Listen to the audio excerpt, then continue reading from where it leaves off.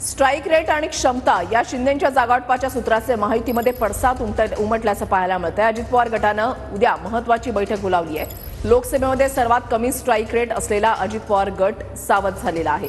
अजित पवारांनी मुंबईतील देवगिरी बंगल्यावर उद्या बैठक बोलावलेली आहे। जागावाटपावर उद्या बैठकीमध्ये महत्त्वाची चर्चा होणार आहे।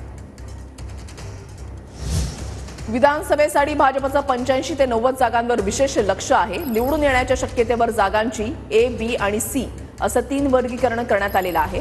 भाजप आणि संघाच्या बैठकीमध्ये वर्गीकरण निश्चित झालंय।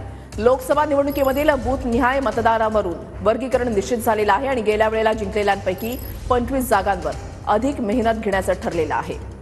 गजानन उमाटे आमचे प्रतिनिधी अधिक माहिती देतील। गजानन, नक्कीच आगामी विधानसभा निवडणुकीसाठी भाजपनं विधानसभा निहाय कॅटेगरी केलेली आहे। जवळपास 85 ते 90 जागांवर जिंकण्याची क्षमता आहे।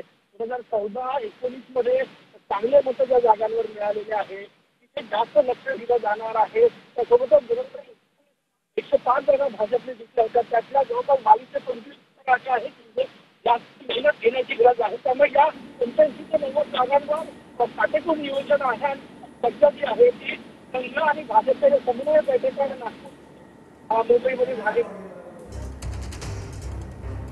धन्यवाद गजानन दिलेल्या सविस्तर माहितीसाठी।